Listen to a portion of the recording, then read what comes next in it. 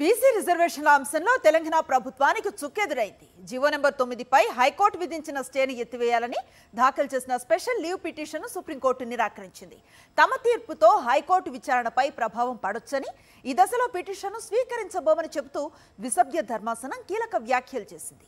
స్థానిక సంస్థల ఎన్నికల నేపథ్యంలో బీసీలకు 42% రిజర్వేషన్ల పేరిట తెలంగాణ ప్రభుత్వం జీవో నెంబర్ 9ని జారీ చేసింది. అయితే తెలంగాణ హైకోర్టు ఆ జీవోపై స్టే విధిస్తూ విచారణ 6 వారాలకు వాయిదా వేసింది. ఈలోపు రిజర్వేషన్ల పరిమితి మీరకుండా ఎన్నికలు నిర్వహించుకోవచ్చునని సూచించింది కూడా. అయితే 42% బీసీ రిజర్వేషన్లను ప్రతిష్టాత్మకంగా తీసుకున్న తెలంగాణ సర్కార్ హైకోర్టు స్టేపై సుప్రీంకోర్టును ఆశ్రయించింది.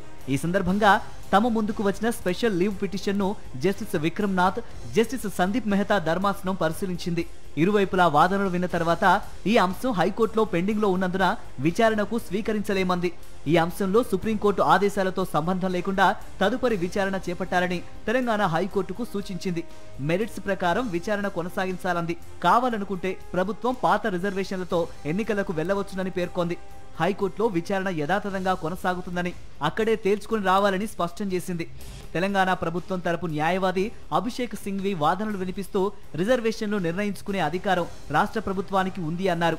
అసెంబ్లీలో అన్ని రాజకీయ పార్టీలు బీసీ రిజర్వేషన్ల బిల్లుకు ఆమోదం తెలిపాయన్నారు. శాస్త్రీయంగా కుల సర్వే నిర్వహించి డేటాబేస్ ఆధారంగా రిజర్వేషన్లు నిర్ణయించుకోవచ్చని ఇందిరా సహానీ కేసులో సుప్రీంకోర్టు స్పష్టం చేసింది అని వాదనలు వినిపించారు.